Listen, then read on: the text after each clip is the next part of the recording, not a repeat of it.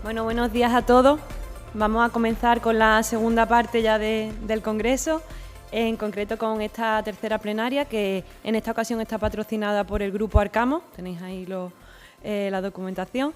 Desde el comité organizador, cuando nos planteamos esta serie de conferencias plenarias, intentamos englobarlas todas dentro de lo que hemos llamado Fundamentals of Catalysis. Y además de contar con excelentes conferenciantes como el profesor Guido Busca y el profesor Javier Pérez Ramírez, nos hacía especial ilusión contar con la presencia de Beatriz Roldán Cuéllar, que además también ha sido premio 2022 Polemes de Fundamentals of Catalysis por la Sociedad Norteamericana de Catálisis. Y para nosotros le queremos especialmente agradecer a ella que haya hecho un hueco en su agenda y haya podido estar aquí con todos nosotros compartiendo estos días. Beatriz es española, es de Oviedo, es física, además también ha hecho su postdoc en Ingeniería Química y después de pasar por diferentes centros como la Universidad de California y la Universidad Central de Florida y como catedrática de física de sólidos, ¿no? Desde 2017 es directora del Departamento de Ciencias de Interfaces del Instituto Fritz Haber de la Sociedad Max Planck. También directora del Departamento de Química Inorgánica y profesora en 2 universidades en Berlín.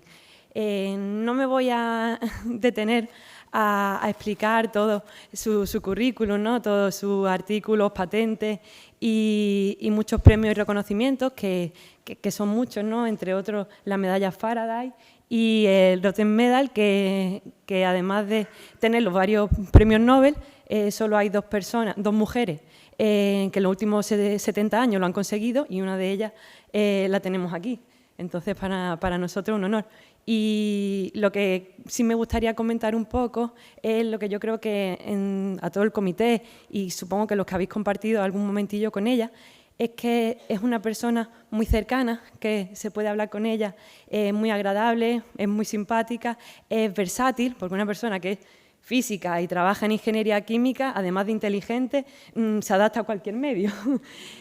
Y además es luchadora, es defensora de causas que considera justas, es una persona que ha demostrado tener un sacrificio, un esfuerzo para lograr todo lo que ha conseguido y además es generosa. Se ve que intenta ayudar siempre a todos los que están cerca, ¿no? Se cruzan en su camino para que intenten mejorar. Por lo tanto, además de tener una excelente científica, tenemos aquí una brillante persona. Así que yo no me entretengo más porque seguro que la charla va a ser muy, muy divertida, muy entretenida y vamos a aprender mucho y con todos ustedes, Beatriz Roldán Cuéllar.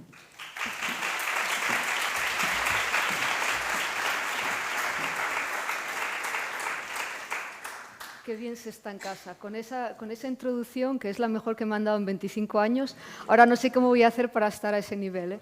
Muchas gracias por la invitación, a Luis, al comité organizador, a todos los estudiantes que están ahí asegurándose de que todo esto funcione, que sé que lleva mucho tiempo organizar una conferencia. Voy a darme charla en inglés porque llevo 25 años fuera de España y es más fácil para mí hablar en inglés en las charlas, pero después venir a preguntarme en español y venir a hablar conmigo. Como pensaba que a lo mejor no se conocía mi instituto de investigación o quizá la Sociedad Max Planck no es conocida, voy a introducirlo rápidamente y luego voy a empezar a hablar de ciencia. La Sociedad Max Planck tiene 85 institutos en Alemania. Tenemos 24.000 empleados científicos, también algunos de administración, y hemos tenido 30 premios Nobel. En los últimos años, el de física y de química, y con mucho éxito últimamente. Para que os hagáis una idea, nos financia el gobierno alemán y tenemos 2,1 billones de presupuesto. Este es el campus del Instituto Fritz Haber Institute. Ahora os voy a dar unos detalles. Estamos en Berlín. Esta es donde está mi oficina, que era la antigua oficina de Fritz Haber. Y este edificio y otro que me están construyendo aquí son los edificios donde yo hago mi investigación. En la Sociedad Max Planck es conocido que nos dan financiación estable sin tener que tener proyectos desde que nos contratan hasta la jubilación. Y he puesto esta foto aquí porque Luis me comentó que la invitación, de hecho me la dio Luis, París, pero vino después de que viese la última visita que tuvo el rey a Alemania, que vino a visitar nuestro instituto, se interesaba por temas de catálisis y de hidrógeno verde. Entonces, agradezco a Luis y también la publicidad que me dio, que me permite estar aquí con vosotros. El instituto, para que os hagáis una idea de la historia, se fundó en el 1911 por un Kaiser Wilhelm, y es un instituto de física química. Del 2011 al 2018 se hizo investigación en armas químicas. Esto, por supuesto, es algo que preocupa mucho con la historia, pero en aquella época Fritz Haber, que era un patriota, decidió intentar ayudar a Alemania en la Primera Guerra Mundial, cuando Francia empezó a desarrollar y emplear las armas químicas. En el 1919 le dieron el premio Nobel a Fritz Haber, pero no le dieron el premio Nobel por desarrollo de armas químicas, le dieron por la síntesis de amonia, que os hablaré un poquito más hoy de ello. En el 1933, Fritz Haber decidió irse de Alemania porque fue cuando empezó el movimiento nacionalsocialista en Alemania, empezó el movimiento nazi, y él decidió primero sacar a todos sus empleados que eran de origen judío, y resignó y se fue cuando Hitler empezó a preparar lo que luego sería la Segunda Guerra Mundial. En el 1948, de Casa Wilhelm Society se cambió el nombre a la Max Planck Society, y luego tuvimos distintos directores en el instituto. Os voy a dar algún ejemplo. Por ejemplo, Max von Laue, todos los que trabajan en cristalografía lo conoceréis, fue premio Nobel y fue director en nuestro instituto. En el 86, en Ruska, todo el mundo que enseña imágenes de microscopía, fue el que inventó el primer microscopio eléctrico. Y en el 2007 fue nuestro último premio Nobel como director, Gerhard Ertl, por el entendimiento fundamental de los procesos de la síntesis de amoníaco. Y yo me uní al instituto en el 2017. Aquí veis una foto, este es Fritz Haber con Einstein. Einstein era un visitante en nuestro instituto a menudo. Von Laue, Gerisha, que era Gerisha, que era un electroquímico muy importante, y este es Ertl en sus años jóvenes.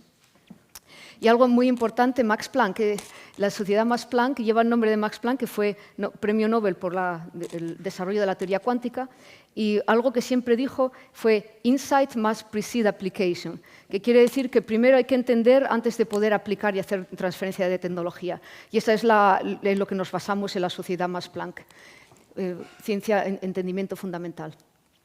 So I'm going to switch now to English because I'm going to start my science talk. But I wanted to remind you that the challenges from the 19th century are also coming back to the 21st century. For example, ammonia synthesis.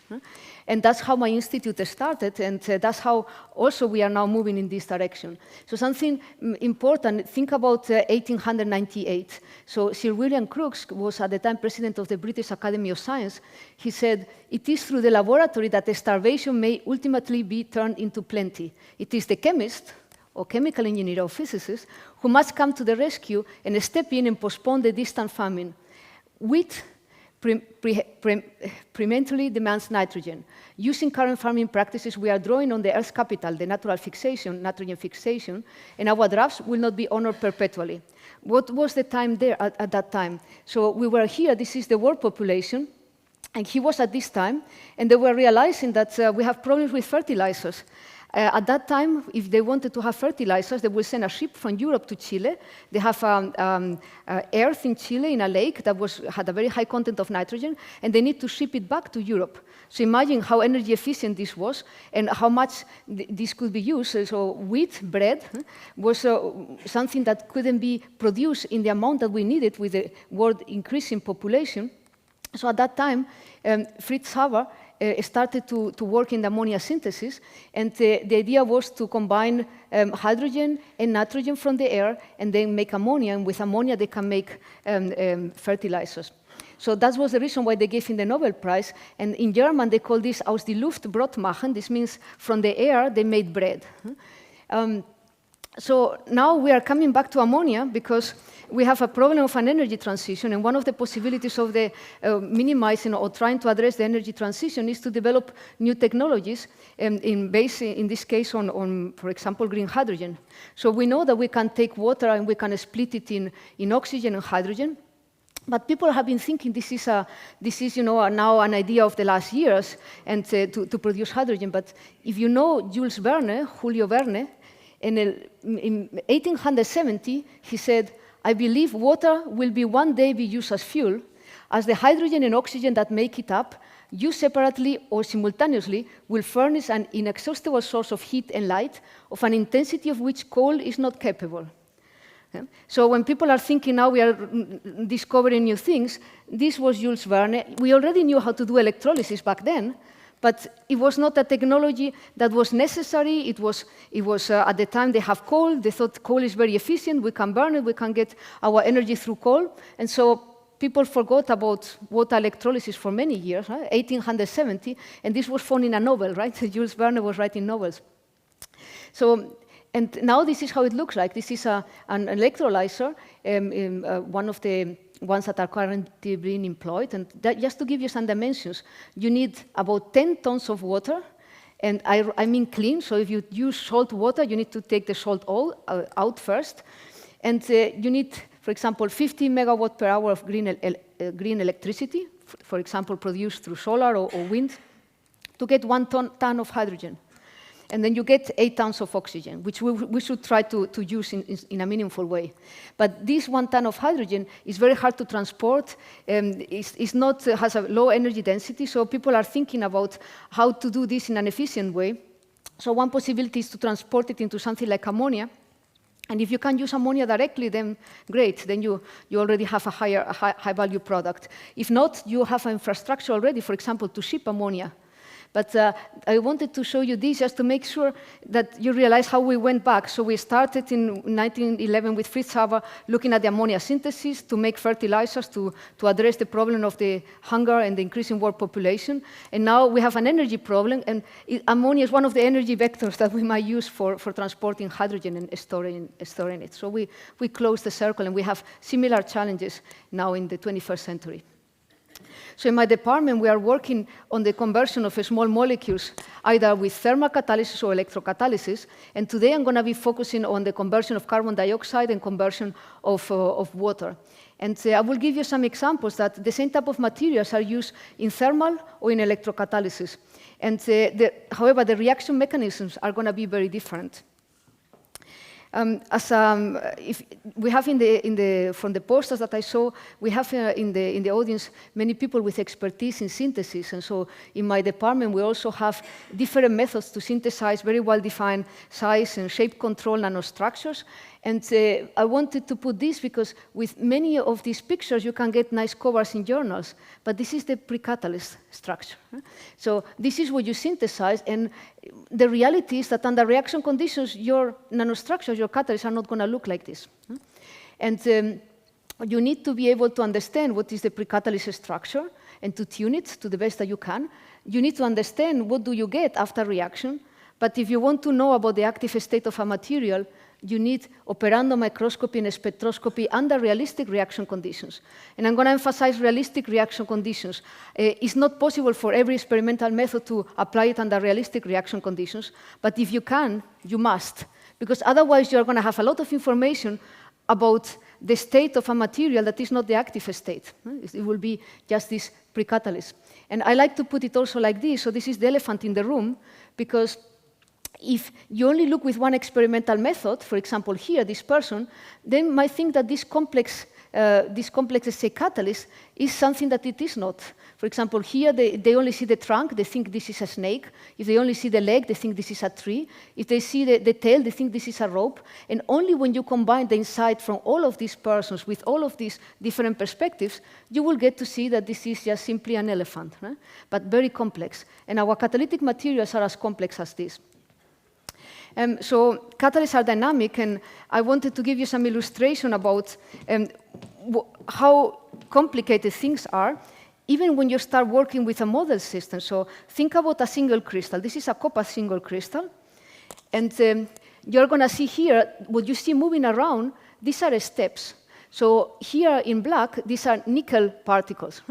And this sample is exposed to oxygen at about 600 Celsius. And even the perfect surface that the theorists like to calculate, if you put the environment, it's not perfect anymore, and you see these dynamics here, the steps moving around. Of course, this influences the properties of this surface. And so if you are working in theory, the transition that we need to make now is to forget about the static structures. So the structure that you are calculating is going to be changing, rearranging. There are going to be fluctuations. And these are going to be driven also by the environment. It could be a chemical potential. It could be a change in the temperature, change in gas pressure, and electrochemical conditions, they apply potential. Now, another example here, this is, by the way, these data here are acquired with a low-energy electron microscope, and we have a beamline from the Max Planck Society in Berlin, where we have something called this low-energy electron microscope, also at the beamline, so we can get microscopy and spectroscopy especially resolved. So I can go to different areas of the sample and take Nexus spectrum or XPS spectrum and tell you what is the local structure and what is the local composition of the material and oxidation state. Right now, we are developing also these methods to work under more realistic conditions. Normally, these measurements were done in vacuum or under low pressure, and you already see that even at this very low oxygen pressure, there is a lot of changes on the surface. But we have been developing together with a company this new version of the microscope that can work under near ambient pressure conditions. Again, I start very simple, and then I will increase the complexity during my talk. So this is a single crystal. This is ruthenium, and we are following the formation of water on this surface with dosing of hydrogen and oxygen. And the dark contrast here indicates when you have high oxygen coverage. You prepare the surface in vacuum. You have a atomically very nicely organized surface, but there are always defects. And these defects act also as nucleation sites for the formation of different phases. And so live, now you see live, a chemical reaction on a surface, and you see that this is not homogeneous everywhere, right? And that this is a very nice indication that there are special sites even on a single crystal surface. So I wanted to start with thermal catalysis because there were a lot of talks yesterday, also people interested in CO2 hydrogenation and the synthesis of methanol, so we have a lot of expertise here. So I don't need to go into a lot of detail, but we were interested in following the conversion of CO2 in thermal catalysis into methanol. And we know from the literature there are this combination of copper and zinc that is a very good combination. We also know that it's good to have steps, so defective structures of copper, and then zinc in close proximity to these structures. But there has been a lot of discussion about how much zinc do you really need? Because normally in the industrial catalyst, this works at high pressure, moderate temperature, but you need this mix of copper, zinc oxide, and alumina as a stabilizer also. And our idea was, do you need zinc oxide as the support, or can you just have a little bit of zinc close to copper? At the same time, we wanted to figure out what is the structure and the composition of this catalyst under realistic reaction conditions. And realistic reaction conditions is not vacuum, and even we have some measurements also near ambient pressure. This is millibar. Realistic reaction conditions is when you go to 40 bar, to 20 bar. And this I will show you that we were able to do these experiments. Then we can figure out if there is a pressure gap. So we start with a catalyst. So we use colloidal chemistry to synthesize well-defined size and shape control pre-catalysts. We can use the blockopolymers to make reverse micelles. Then we can either deep coat them on a surface and then remove the ligands with an oxygen plasma, or we can put them impregnate them in the oxide nanocrystalline support. And then we remove the ligands either with oxygen and also with a plasma in these powders. The nice thing about this method is that you can control the particle size by changing the length of this polymeric head, and you can control the interparticle distance by changing the length of this tail. So you can make the same particle size, but one could be pure copper, and the other one could have copper and zinc inside this micellar reactor. And so we started looking at what happens with the composition of these catalysts under reaction conditions, and we started with what we could do with the spectroscopy, first with near ambient pressure XPS. So this is about 6 nanometers copper zinc particles on silica, and we start with about 75% copper, and then this is zinc. And now you go to different reaction environments. And you can see that when you go to the reaction conditions, then either in hydrogen and CO2 or hydrogen, CO2, CO, and we also added some of the things that we are producing, water, to test if there was any difference, you can see that zinc oxide goes to the surface. So you get zinc at the surface, is zinc oxide, and you see the copper going subsurface. So this is a surface-sensitive technique, and I bring this to your attention because if you want to understand these materials, you need a combination of subsurface or bulk-sensitive techniques to get more structural information, but you also need the surface-sensitive techniques because you want to know what is really at the surface of your material. We started with something like this. domains of zinc oxide mixed with copper oxide. But once you put it under reaction conditions, you get a shell of zinc oxide around the copper. Now we wanted to see, we have these very well-controlled nanoparticles, and we wanted to see now what is the role of the support. And we compare the cases, for example, where you have zinc only in close contact with copper as part of the nanoparticle. These are about 3 nanometer particles. And then we did the same with pure copper on the traditional zinc oxide alumina.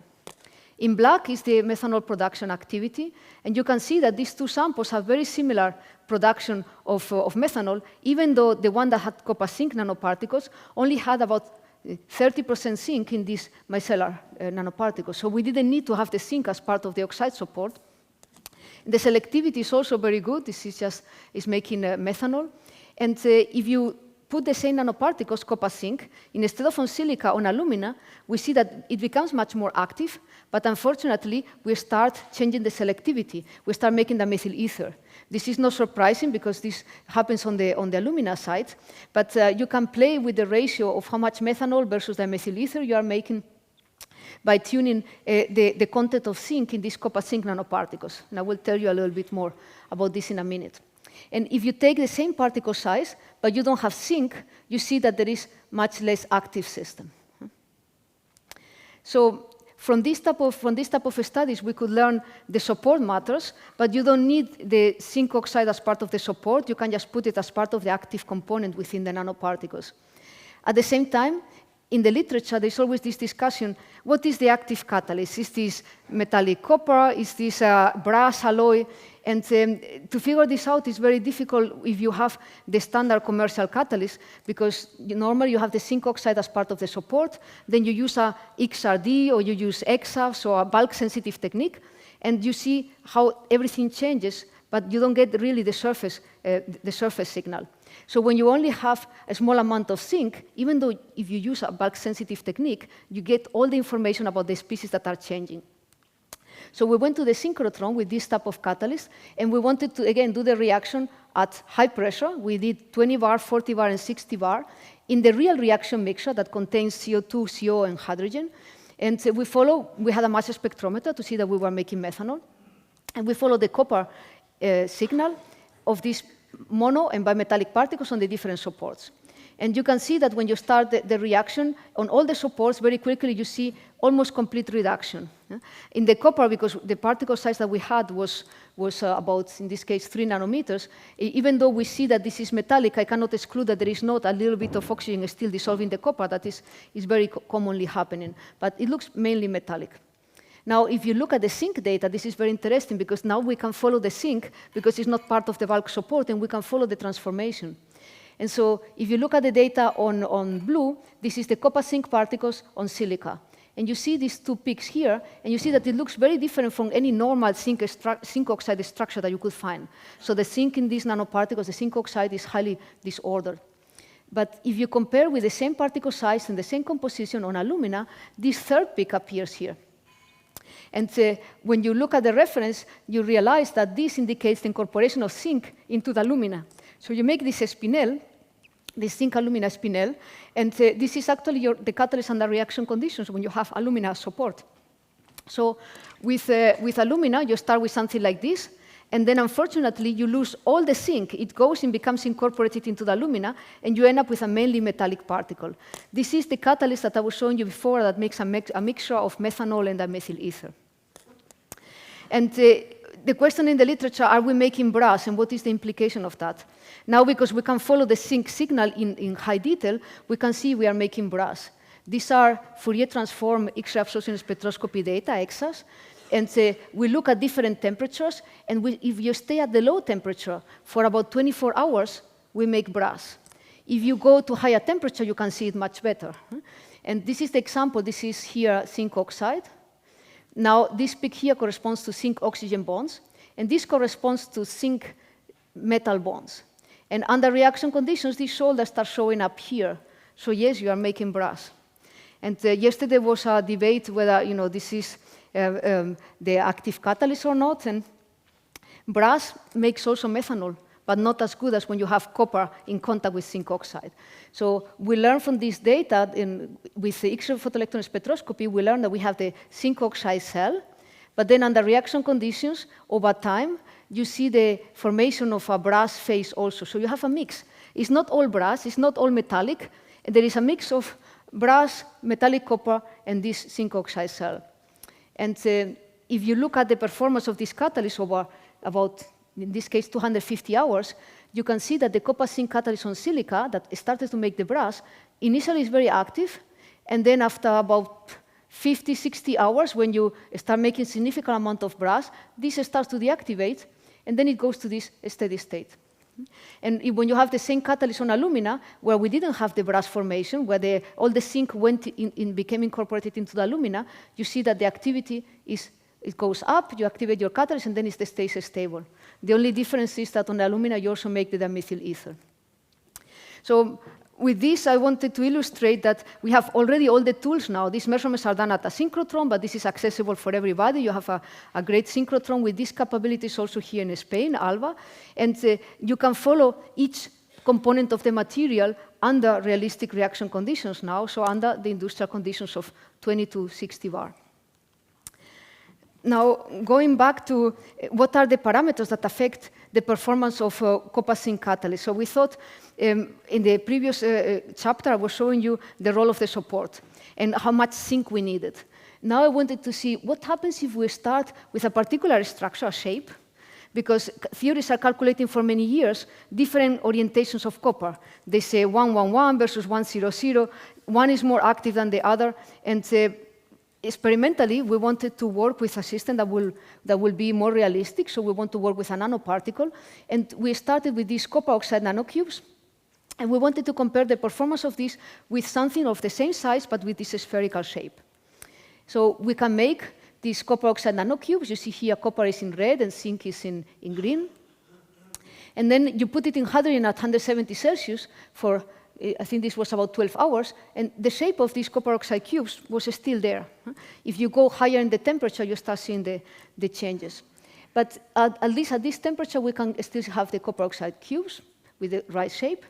But now we go to the same temperature, and we put the reaction conditions, and you see already the changes. So here I make this larger. You see the copper here. You are losing this nice, perfect cubic shape. You start to become rounded. But if you start with this precatalyst shape, you already ensure that you have a large surface contact area with the support. I think this is very smart for this system because the system likes to encapsulate the copper. So if you make something like this, maybe you get higher active interfacial area. So that was our hypothesis, even though we knew that the shape will be having changes. So we can follow this. We have, again, X-ray absorption spectroscopy under reaction conditions, and 1 bar and 20 bar. And you can see that this is the copper-copper signal, and this is the initial nanoparticles, have metallic copper and the copper-oxygen bonds.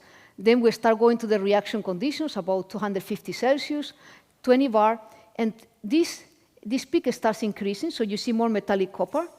But this doesn't get completely reduced, and this is the copper-oxygen bond.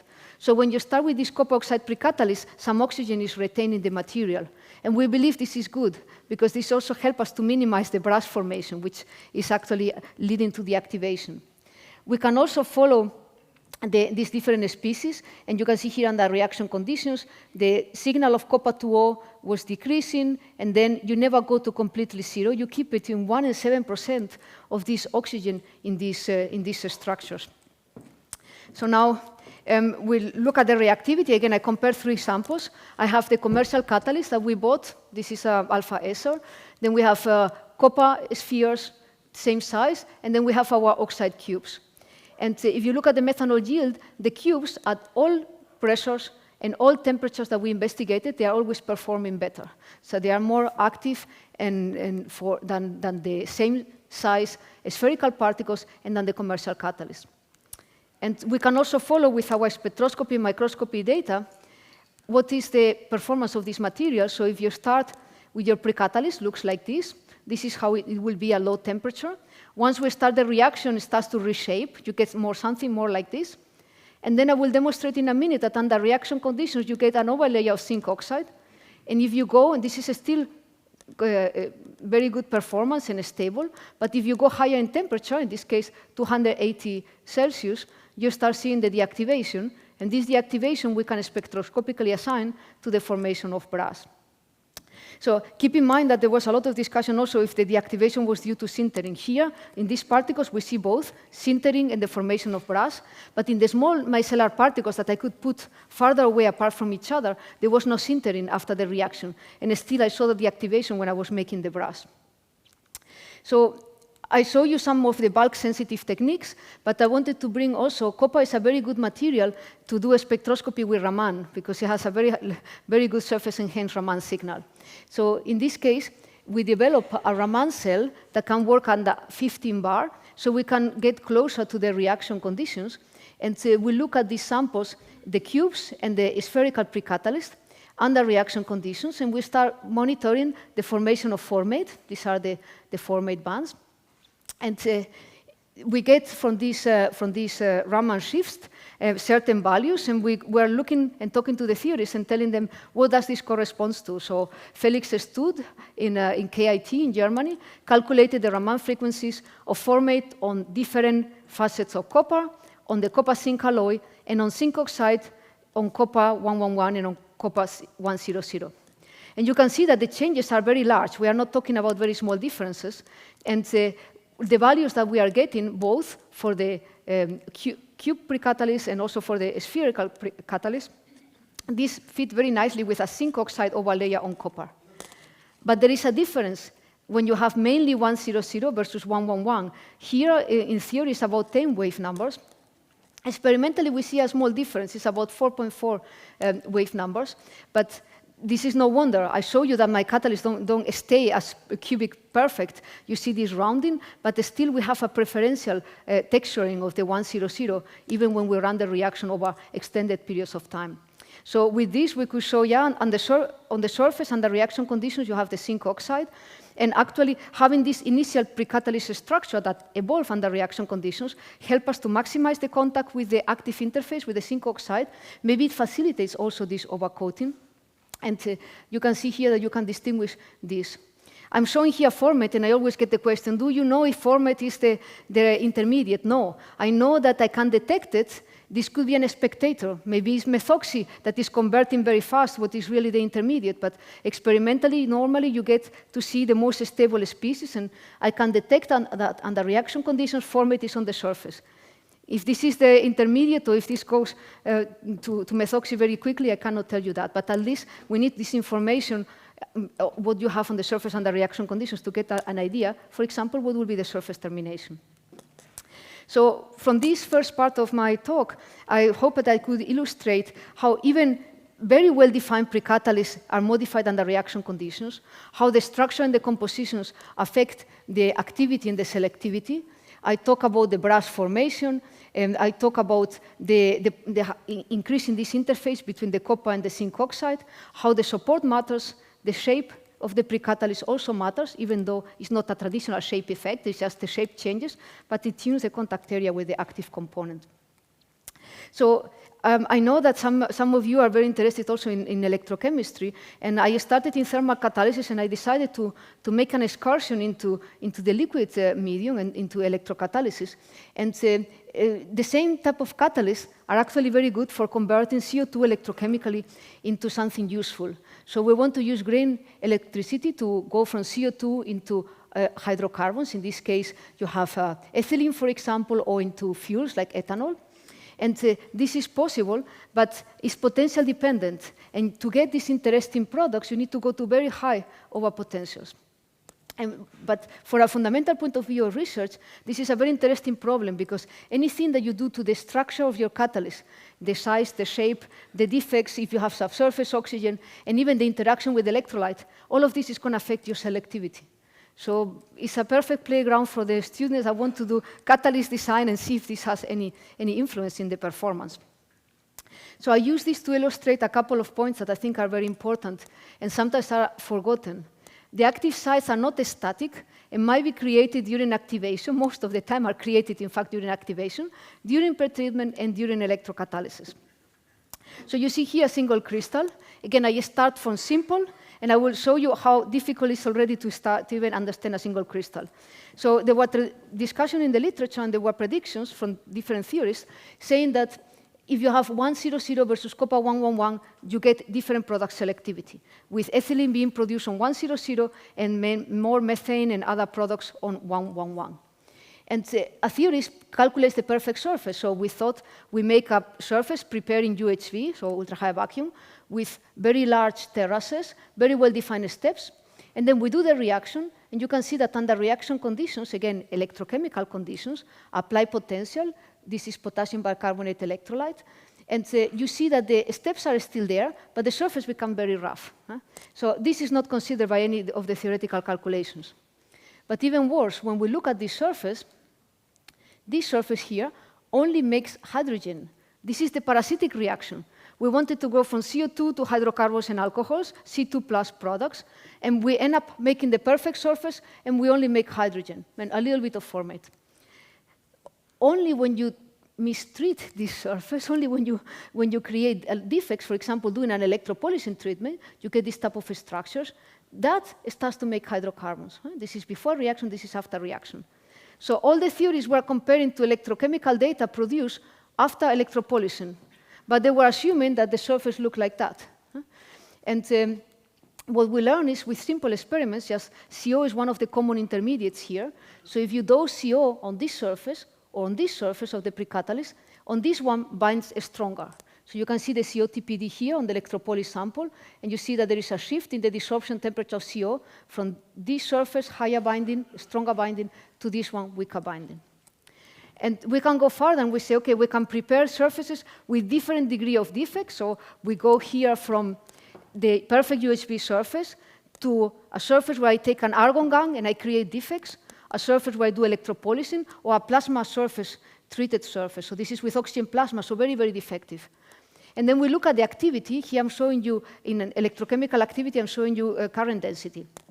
And you can normalize it by the surface area, or you can do the more meaningful normalization that will be the electrochemically active surface area. And interestingly, the higher the roughness, we saw the decrease in the total activity. This is counterintuitively because we were thinking we are making defects and we see less activity. The question is for what? So you can separate the different products. You can separate the current that is going to making hydrogen. And this is our parasitic reaction. And this is the one that is decreasing when I enhance the roughness. So this sorted a lot of discrepancies in the literature because by working with these single crystals, we could figure out the surface is flat, highly coordinated copper atoms, bad catalyst, this makes hydrogen. If you start creating the defects, you see here the other CO2 electroreduction products, they are not changing drastically when you change these treatments. That means that there are different active sites for making hydrogen and for making CO2. Once you know this, then you can try to design your catalyst that in a way that have these right defects that don't make hydrogen. So these are normally step surfaces, and we know now a little bit more, and you will see it during my talk. So the second take-home messages for the student will be that the catalytic surface is restructured under operation. So unfortunately, we didn't start with a single crystal work. We started with something like this because the theories were telling us, make 100 surfaces and you will make ethylene. So we made them, we made these cubes, and then we saw, yeah, we make ethylene, but this doesn't stay like this. And that's when we started to wonder, okay, let's go back, look at a single crystal and see what happens there. But just to show you what happened, so we have images in a transmission electron microscope. These are a video of a catalyst. This is copper oxide cubes. During CO2 electroreduction, this is when we start. And you see the mobility of the nanostructures. You see that they break up. You see the dendrites forming. Tell me that there is no chemical dynamics here. So this is not pure dynamics because I'm changing the applied potential, right? So this is at constant applied potential, but it's not just fluctuations without applying a chemical potential. But this is certainly a catalyst that is restructured under reaction conditions. You see formation of small particles. You see the dendrites there. And the restructuring, of course, depends on the support. Now we have the capabilities to do this in the liquid phase, right? So it's hard enough to do before and after transmission electron microscopy images. It's very hard to do it in the gas phase. This was heroic work of my group leader because imaging in the liquid and also trying to avoid artifacts, which we do very carefully, is very challenging. I want to show you also that if you put, for example, the same nanostructures on a carbon support, and you do also the reaction, you start seeing the formation of this porosity, because under reaction conditions, these copper oxide cubes are going to start reducing. Pieces break up, and you see them here. They dissolve, they redeposit on the sample. You see things moving around. Right? So this is a real catalyst at work. And to get understanding about this catalyst, I can get the cover of a journal showing you my perfect copper oxide cubes, and I can say this makes a lot of ethylene. It's true. But this is not the picture. This is the picture. This is the real catalyst. And so we came up with this idea that we start like this. We start having the reduction of the copper oxide cubes. We see these small particles that are forming. And then at some point, you end up with something like this, a porous catalyst with a bunch of small particles around. So theorists don't like normally to see this because it's very complex, but you can try to decompose the problem into what are these guys doing, what are these guys doing, and then try to put it together. And if the images are only showing you that the catalysts are changing, but if this doesn't show you that this affects the activity of the selectivity, then it shouldn't matter for catalysis, right? But I want to illustrate that it matters. So we started with two different cubic precatalysts, about 170 nanometers and 80 nanometers. We can synthesize them electrochemically. So we synthesize them applying potential pulses. They are very stable. We can synthesize them on the same TM chip where we are doing the in situ measurements. And now, just putting them in the electrolyte, you can see this sample, just putting them in the electrolyte already saw drastic transformations. Here, the same thing. You start having desorption of some of the cubes. But now I'm going to apply the potential and start doing CO2 electroreduction, and you're going to see, again, how is the restructuring of all of both of these samples. So in the top image, you see these small particles. They are growing. They are moving around. On the bottom image, you're going to see here the formation of some chains. So this catalyst looks like dancing particles. They move around. They make these chains. So this is reality. I started like this. The material likes to make that. And here you even see a depletion zone around the large particles. So there is a lot of restructuring here, but around the particles there is no material, which I also think is very interesting. Another thing that you need to watch out if you are publishing this type of data, you want to publish the selectivity, and most people in the literature with CO2 electroreduction, they show you, these are my data after 1 reaction hour. If I show you the data after 1 reaction hour, this sample and this sample perform very similar. This is ethylene, what I wanted to make. This one here is much more stable over time. This is just 12 hours, but you already see the deactivation, but more stable. But this one here, after the 1 hour that was stable, boom. So you stop making CC products and start making CO. So with this, I hope that I could show you that it's very important to do the in situ characterization. And now, something that most of the time we try to explain the data with things that we can easily detect. But in most catalysts, the reaction intermediates of the minority species are really key. And these are the very hard ones to see. So for the ammonia synthesis catalyst that I mentioned at the beginning, it's not iron, the active catalyst. It's iron with all the dirt that were what we call now promoters. So you can call it minority species, you can call it promoters, but we need to know if this is in the material. And in CO2 electroreduction, people knew that if you start with a copper oxide precatalyst, under reaction conditions, it reduced. They were looking at this with bulk-sensitive techniques, and was more active. But people were saying it's metallic, and it's just rough, because when you reduce the oxide, you get more low-coordinated sites. But we were thinking maybe there is also some oxygen there, because in the thermal catalysis, we know that it's almost impossible to get copper without oxygen. And so why not here in this aqueous environment? So we went to the synchrotron, and we developed the operando photoemission measurements for this type of catalyst under reaction conditions, so under applied potential. So you have a cation exchange membrane, you have here the liquid, you have your copper oxide cubes deposited here, and then you seal it with a graphene membrane. This allows you to have a transparent membrane where you can do photoemission. These measurements were done also at the synchrotron in Berlin. And you can measure Auger electron yield, and you can see that when you start at the positive potentials, you see from the references, copper, I told you, is very good for Raman. It's almost good for everything because it has very specific spectroscopic signatures to distinguish copper O, copper 2O from metallic copper. And you can see here that at the high applied potential, when you're in the oxidizing regime, you see copper 1 species very well in copper 2. Now you start reducing, and you can see here, the copper 2 is gone, and they still have copper plus. But if you go to the reaction conditions, this here, the ratio between these two peaks and the shape, doesn't look like metallic copper. So you don't need to be a spectroscopist to see that this ratio here and this shape is not the same. So we could show under reaction conditions that you have some oxygen dissolved in this material. And every time that we see this, we are able to get oxygenates out of this material. So we can do CC coupling efficiently, and we can go into making, for example, ethanol. So I mentioned before trying to see what you have on the surface, so we want to learn about intermediates. And again, we can go back to surface-enhanced Raman and then follow the signal of these samples and apply potential control and see what do I have. And the first intermediate that you can monitor is CO. So you can look with Raman signal, the binding of CO on the copper surface, and you can see that with increasing potential, here's where we are doing CO2 electroreduction to the interesting products, you see that there are two possible binding configurations. This is this stretching vibration, and this is the frustrated rotation vibration. And the ratio between these two features, actually working with a theorist in Spain, Nuria Lopez in ICIQ in Tarragona, she showed us that the ratio between these two features is related to the CO coverage. So the highest the ratio between these two vibrational configurations of CO, the higher the CO coverage on the surface. And very interestingly, if you look at the production of hydrocarbons, in this case mainly ethylene and also alcohol, ethanol, versus the applied potential, there is a maximum here around minus 1.1 volt. And if you look at the ratio between these two features, that indicates the maximum CO coverage, there is also a maximum around the same time.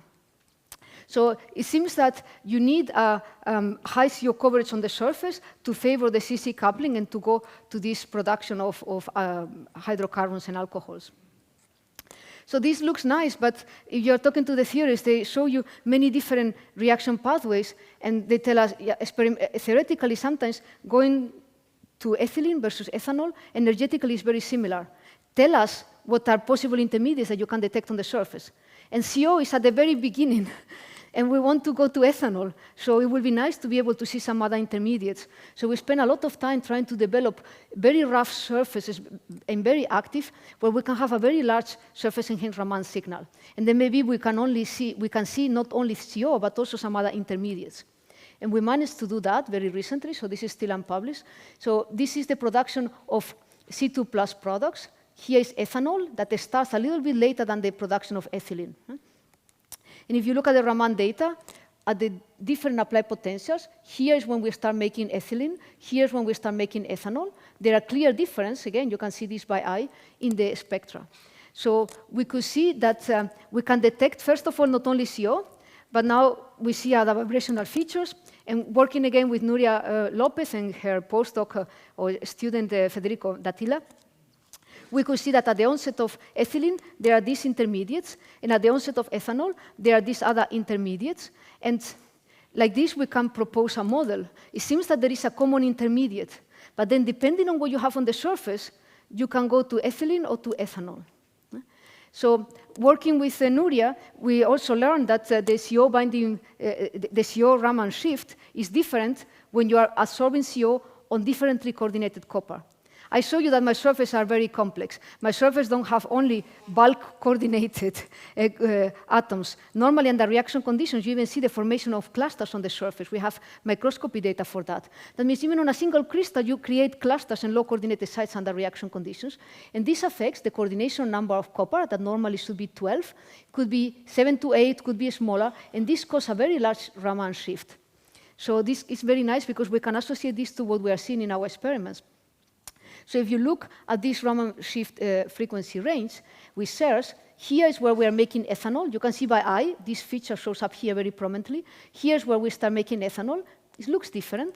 So you can try to deconvolute this data, working with the theorists, again, assigning different Raman frequencies to different fragments or intermediates. And we learn that if you have high coordinated atoms on the surface, same as we saw in the single crystals, then you make hydrogen. On the sites that have lower coordination, you can make ethylene or ethanol. And for the calculations, it seems that when we have the lowest coordination and the better if there is some oxygen around, then you favor the production of ethanol. And this intermediate coordination helps us the CC coupling to make ethylene. And this is also made on metallic sides. So you can propose a model like this. Experimentally, now we don't only detect CO, we can detect this here, this intermediate, we can detect this here. And looking at the bond lengths, we can even infer whether we are going this way, again, or we are going this way. And this depends on the structure of the surface. And not on the initial structure, but on the structure that form under reaction conditions. And we make both at the same time, so it's not one or the other. It's different sides will be making this preferentially or this. So I wanted to show you that we start step by step trying to understand which parameters are affecting the catalytic performance of our material. And then we realize, okay, it's good to have maybe defective structures. We want to understand which ones, right? Because not every defect is the same. It could be a step, and then you talk to a theorist and say, which step? I want the orientation. And things get more difficult. Then we say, having oxygen there is good. But if you are working on that very negative applied potential, very easily you can reduce, even if you don't reduce completely. So we try to force the system. So we try to say, we are going to be applying a potential, and we are going to be able to pulse. And by going to anodic potentials where we oxidize the copper, we are going to try to have a mix of metallic copper and copper plus species. This is here the potential where we're doing CO2 electroreduction. And this is here where we are having this mix of metallic copper, copper oxide. So very simple. You just use dynamic reaction conditions. And when we do this, we wanted first to see, does this applied potential pulses restructure the surface, not just change the oxidation state? Again, we have our synchrotron beamline here, and we can do microscopy and spectroscopy simultaneously. This is a copper 100 surface, again, very flat single crystal. And you do CO2 electroreduction for about 15 minutes. The surface looks flat. Unfortunately, here we do quasi in situ. We have the electrochemical cell attached to the microscope, and we transfer without air exposure. But with this NAP, near ambient pressure, LIMEX beam that we just purchase and we are adapting for electrochemically, hopefully next year we're going to be able to do it also under reaction conditions. This is a prototype that doesn't exist anywhere else. So if you go now to the potential applied pulses and you go to the oxidative regime, this surface looks much rougher, and then you start seeing these things. So now I can go to my theorist colleague and I can tell them, okay, the defects that I'm forming and that are very good for making ethylene have this structure. They are N10 steps. Isn't it nice, right? Now I can tell them, start with this. It's not 100. This makes hydrogen. It's these structures that I'm creating here, which does the CC coupling. And now I can go also locally and do spectroscopic measurements. So I can do my Nexus measurements, and I can see here, if I stop at the positive applied potential, I don't have metallic copper. And if I go to the negative potential, I see the strong reduction, but look at this data here. Always we are trying to explain catalysis based on shift in the D-band level. But what about P and D states? These also play a role. And we can see that things are changing. Right? So if you are working in theory, think a little bit about not just looking at the D state, but look at the others that might also have an important role. In any case, what we could prove is that there is defects created during these pulses, and that there is also a copper-1 species or subsurface oxygen there under reaction conditions. Then we decided to tune this. Now I have the pulses that I can control whether I'm oxidizing or not, but I can also change the length of the oxidizing pulse versus the pulse where I'm doing CO2 electroreduction. Same catalyst as always, these copper oxide cubes. And as electrochemists, we could make this diagram. Ethanol production, ethylene, CO, methane. The change in the color is how much more in red or how much less in blue we are making with respect to when we apply and run this catalyst under potentiostatic conditions, only at constant -1 volt. If you do it at constant -1 volt, ethanol, this is in white, there is no difference. If you start applying these potential pulses and you get more ethanol, then you see it in red. If you get less, you get it in blue. So these diagrams show you here that there is a particular length of the anodic pulse and the cathodic pulse where I'm making a lot of ethanol. So this is nice, and now I say, okay, how do I tune this catalyst? I know now, I apply the potential pulses, I get to the hardest product to get from CO2 to ethanol, but what is the structure of my material? So now there is possibility of combining different methods at the same time, and again, synchrotron measurements. These were done in Switzerland, and combining X-ray absorption spectroscopy, which gives us information about the local structure, ordered and disordered phases, and also X-ray diffraction, which gives us information about the crystalline structures. And we have the possibility of doing quick measurements. Quick means sub-second resolution, even millisecond resolution. And I can follow during these potential pulses how the activity changes. This is the current here. But I can see how the material oxidizes, copper 1 species, copper 2 plus species. Oxidation is slow during the applied pulse. Okay, it's not good.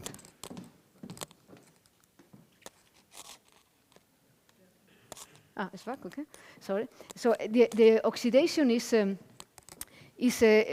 slow, and the reduction is very fast. But many times people are trying to make conclusions about only XRD data. With the XRD data, I can follow the crystalline phases. For example, these are the XRD data of the metallic copper component and also of the copper 2O that I have under reaction conditions. But once I see it in XRD, it's bulk-like. Here, XRD gives us everything, also the local order, the highly disordered phases. And in catalysis, many times it's these amorphous, highly disordered phases that actually the active phases. And I wanted to show you that, for example, if you look at in XRD at the crystalline phases, we can look during a pulse at the strain that I have on my material. So catalysis and being able to tune and to artificially force your material to look like something else, for example, strain it, you can do this by applying potential pulses. And you can follow also this along different directions. But the beauty of this combination is that it gives us a holistic view of what my material is doing. I know the structure from microscopy. Now with a spectroscopy, I can tell you what is happening here and correlate this to the selectivity.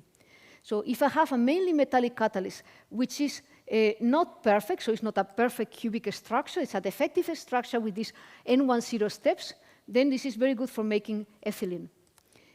If in the region where I'm making ethanol, I don't have metallic copper, I have metallic copper in close contact with copper 1 and copper 2 islands, highly disordered, XRD invisible, only X-rays visible.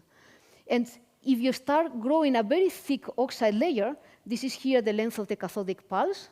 This is here the length of the anodic pulse, the different regimes I showed you before. If you start growing a very thick oxide layer, for example, long anodic pulses, you start making only C1 products, CO and methane. So now I can say, okay, I can design my material. I want these steps. I want the combination if I can leave some of this oxygen there. I know what to do with my material with this highly disordered copper 1 and copper 2 species. If you are a synthetic chemist, try to make this. If you make this, then you are going to get a catalyst that will make ethanol. And make it and try to get it stable under reaction conditions. So I wanted to show you now that I started with CO2 hydrogenation in the gas phase. And I wanted to show you that exactly the same material, zinc oxide and copper, also do CO2 electrochemical reduction. And the same questions that we are discussing, are we making alloys? Does this affect the reactivity? Are appearing here. We have different intermediates, because in CO2 hydrogenation, the product is methanol. In CO2 electroreduction, under the different environmental conditions, we don't get formate or methoxyous intermediates. We go directly to ethanol production. We don't make methanol at all. So same catalyst, but different selectivity on the different environment. So we created these copper oxide nanocubes, and then we have this zinc on the surface.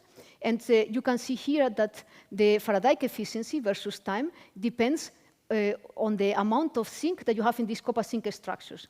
If you have only a little bit of zinc, you get very nice Faraday efficiency for ethylene, which we wanted to make, and it's stable.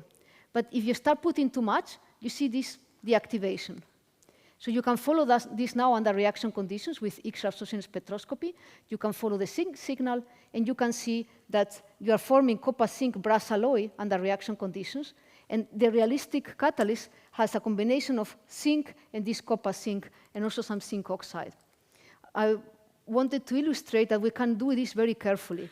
So we can use neural networks and train these neural networks with theoretical structural models to fit our X-axis spectra, and we can get radial distribution functions. So for this complex material, to find out sometimes minority phases, you cannot just do a simple linear combination analysis. This is the first analysis, but you need to go into this to really separate these phases. And we can do this beautifully as a function of time. So this is here the reaction time, and I can separate what will be the zinc oxide, I can separate what are the FCC-like alloy and non-FCC. And this is here as I'm running the reaction, when I'm seeing the deactivation of this catalyst, making less ethylene. And when we are making less ethylene, we are increasing this FCC copper zinc alloy, so we're making brass. And you see that you are decreasing this phase that will be the zinc oxide. So you can see that initially you have this order zinc oxide. After reduction, you make this copper zinc alloy that is FCC-like, and you also see non-FCC phases, zinc. But this here, the formation of this, is responsible for our deactivation. So to wrap this up, I hope that I could show you that these catalysts are restructuring, they are changing again in composition. You can tune this by applying potential pulses, and give you an idea that thermal catalysis and electrochemistry have a lot of things in common. We have a different activation way, so we don't heat, we are using an electrical potential, but the catalysts for CO2 conversion are the same. The problematic of having metallic copper or copper plus or having brass is the same, but you go through different intermediates tuned by these environments. I'm assuming that I'm completely out of time, so I'm going to skip the last part. This is what I'm splitting. If you have interest, I will tell you in the coffee break, and I will wrap up. So the take-home messages of my talk are that the asynthesized materials are pre-catalysts, and they react and adapt to the reaction environment. The pre-catalyst structure, however, influences the adaptability and the subsequent operando transformation. So if you are a synthetic chemist, it's not everything is lost. If you are able to tune the pre-catalyst structure, you are going to influence how this performance is going to change. But the reality is that knowing everything about this is not going to tell you what are the active phases. The active state of the catalyst is formed during the catalysis. That means that if you want to get mechanistic understanding, you can only get it if you characterize under realistic reaction conditions. And realistic reaction conditions is not millibar. For many of the methods, we cannot go higher. But for some of these reactions that happen at high pressure, we really need to work very hard to do measurements at high pressure. Trace amounts of non-metals in metallic catalysts tune the local structure of the active sites in morphology and electronic structure. This could be oxygen, this could be carbon incorporated into the material. We could get things from the electrolyte, for example, iodine that we are using in these electrolytes. All of these are going to be part of your catalyst and are going to influence your performance. The active states are in between formal oxidation states. In many cases in catalysis, you think that what you need is not the most stable material. What is doing the catalysis is what we call the frustrated phase transition. We start with a pre-catalyst, and we want something that doesn't convert completely to the most thermodynamical state, because that will be the dead, deactivated state. So frustrated phase transitions, in this case, in between formal oxidation states. I show you from some of our data that it's not only the states that matter, but S&P states will also affect the intermediate binding. And finally, Albert Einstein, who was a frequent visitor of our institute, the Friesauer Institute, said, everything should be made as simple as possible, but not simpler. So this means that catalysis is very complex. I show you single crystals that are very complex. Industrial catalysis is much more complex than anything that I show you here. But having this insight and trying to apply it, including method development, to more complex systems is what we need to do in this community. And I think we are making good progress on that. So I'm enjoying Torremolinos here and the very nice people that have been hosting me here since I arrived, but these are the people that did the work. So these are my students, postdocs, and collaborators in different synchrotron facilities, and I'm very happy to have this team. And I started here looking at the excellence that we have in Spain in terms of junior scientists, senior scientists, and also postdocs and students. And if you want, we have a couple of people from Spain here, but if any of you are interested in doing postdoc or PhD studies or even research stays, contact me. I will be very happy to host you. And thank you.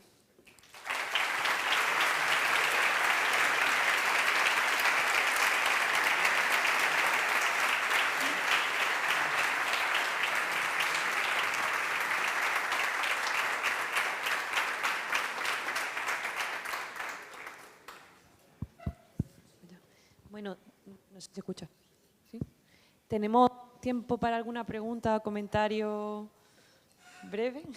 Muchas gracias, Beatriz, por la presentación. ¿Alguien quiere hacer algún comentario o pregunta?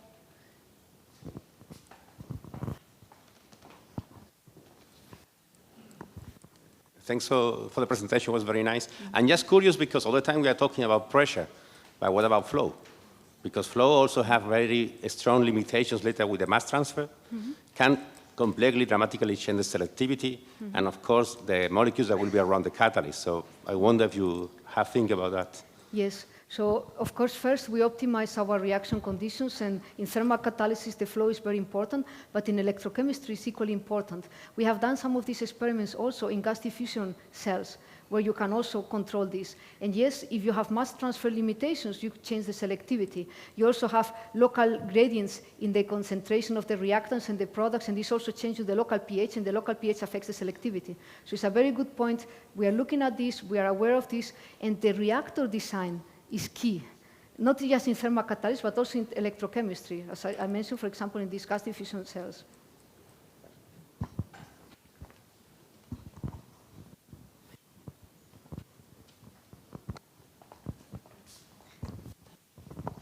Bueno, pues como va a estar hasta mañana con nosotros, si hay alguna cosilla más en el coffee break o durante estos días, se lo comentamos y le vamos a dar un fuerte aplauso y un regalillo que tenemos para él.